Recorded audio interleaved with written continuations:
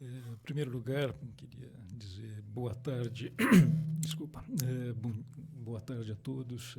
É para mim uma honra muito grande poder falar para esse público tão seleto, do qual eu entendo, acho que sou quem menos entende aqui, depois de ouvir tanto e aprender tanto. Mas eu quero poder fazer uma linha do tempo, colocar os números do mercado, falar sobre a Progenéricos, que é a Associação Brasileira das Indústrias de Medicamentos Genéricos e Biosimilares. E, além de progenéricos, hoje nós somos também pró-biosimilares. A minha apresentação...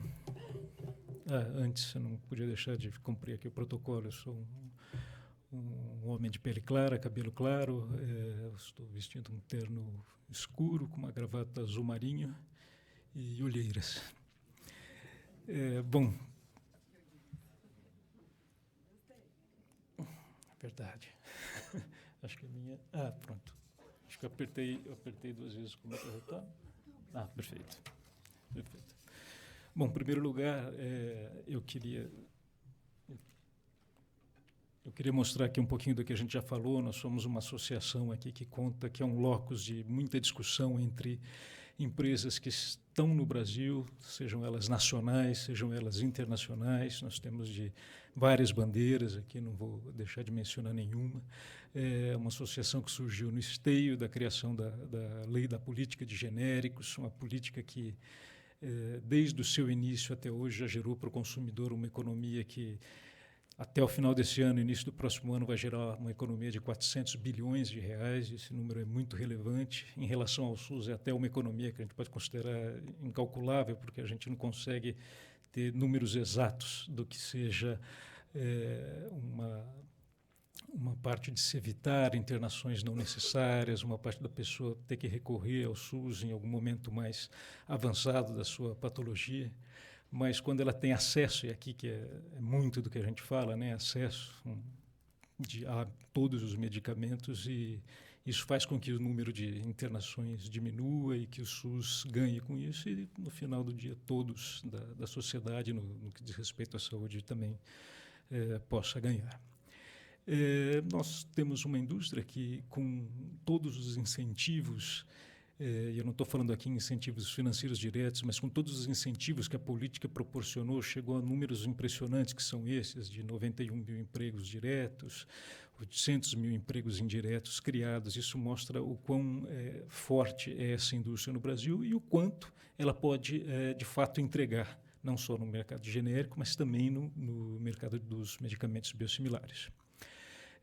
Aqui a gente não pode deixar o fato, né, mas o primeiro, até para falar também de um dos nossos associados, mas o primeiro biosimilar aprovado aqui pela Anvisa, foi em 2015, um medicamento da Eurofarma, e 10 anos depois foi criado, neste mês, né, foi criado o dia 16 de dezembro como o Dia dos Medicamentos Biosimilares.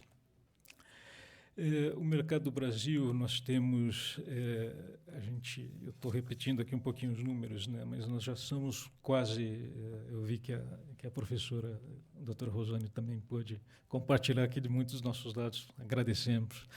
E, dessa forma, a gente pode mostrar também que o nosso mercado tem um espaço muito grande para crescer. Quando a gente olha o que aconteceu com os medicamentos genéricos do seu início até hoje, onde a gente já tem quase que uma penetrância de 40%, a gente acha que a gente consegue chegar nesse número e, eventualmente, superar, no caso dos biosimilares, né, em especial quando a gente se fala em custos para o SUS, que já foi mencionado aqui também. E aqui tem mais alguns dados, eu vou tentar seguir um pouquinho rápido aqui na nossa apresentação. Mas, quando a gente pensa só em demanda por insulina, a gente vê que o Brasil tem uma demanda muito elevada, muito que é fabricado aqui, às vezes é exportado, e a gente depende muito das instituições públicas, das PDPs e do próprio SUS, para que a gente possa ter essa demanda bem atendida. E aqui a gente tem aqui uma parte do mostrando aqui o que muitos já falaram aqui do fluxograma de registros em relação aos medicamentos, aos originadores e até mesmo os medicamentos biosimilares fabricados por muitos dos nossos associados, alguns muito importantes que estão aqui fazendo parte de PDPs, como a Sandoz, e tantos outros que estão ali escritos. Não sei se dá para enxergar aqui, mas felizmente dá. Perfeito. Bom, quando a gente olha para o panorama geral de mercado, a gente vê que o Brasil ele está numa linha ascendente e a gente demanda muito e pede muito e vê que todas essas nossas demandas junto à Anvisa, e aproveito aqui a presença do Diego, para que veja com muito carinho essa questão do preço dos biosimilares, porque na medida que a questão dos custos forem ajustados, a gente quer um dia poder chegar a ser como a Arábia Saudita, mas eles têm um outro modelo de Estado, uma outra pujança econômica que, infelizmente, nós não temos. Mas a gente entende que a precificação dos medicamentos biosimilares ela deve atender um padrão diferente do que existe hoje para os medicamentos genéricos. Infelizmente, hoje a gente não pode bater o martelo e dizer que é 35% menos, 10% a menos, mas a gente vê que a Anvisa já tem um bom arcabouço de entendimento sobre quais fatores usar para poder determinar o preço de um medicamento biosimilar, né? E isso vai ser fundamental, como foi para a indústria de genéricos, o desenvolvimento da indústria no país, porque isso vai requerer investimentos, não só nacionais como internacionais, e esses investimentos vão ter que ter uma sustentabilidade. Eu não estou só falando em lucro, mas para que eles se sustentem, para que eles gerem novas fábricas no Brasil que possam produzir os medicamentos biosimilares, e quanto mais fábricas forem criadas, aí a gente vai estar submetido à lei da concorrência, onde o preço naturalmente vai cair. E se obtivermos o mesmo sucesso dos medicamentos genéricos, a gente imagina a gente possa atingir percentuais bem relevantes para o benefício de toda a população e especialmente do próprio SUS, né? cuja demanda de medicamentos biológicos hoje, quando a gente vê em termos do que é fornecido pelo SUS, do que é gasto pelo SUS, é uma diferença muito grande, né? Você tem 12% de compras do SUS, mas respondendo por quase 60% do que é gasto pelo Sistema Único de Saúde, né? Aqui a gente tem exatamente isso que eu falei, alguns outros colegas aqui também falaram do impacto econômico que isso pode gerar para todo o ecossistema de saúde do nosso país.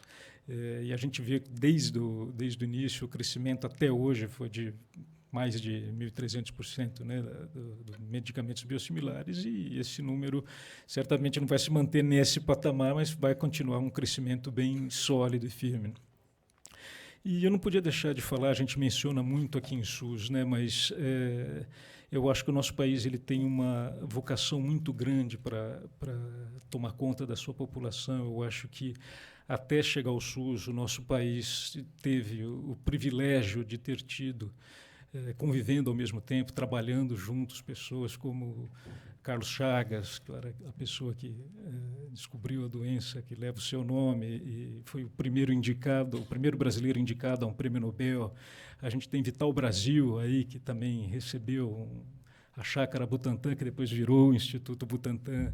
A gente tem Adolfo Lutz, que foi o cientista que é o pai da medicina tropical, e não podia deixar de dizer um grande símbolo dessa época também, que foi o Oswaldo Cruz, que tanto liderou campanhas de vacinação e que é o pai da saúde pública brasileira. Eu acho que, dizendo tudo isso, fico até muito orgulhoso de poder dizer isso na frente da senhora, doutora Rosane, que está na Fiocruz, que leva o nome desse grande cidadão brasileiro, pai da saúde pública do nosso país.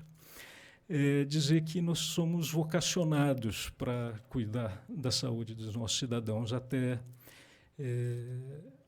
chegar ao SUS, ao desenvolvimento da política de genéricos em 99, e agora a gente está caminhando para a nova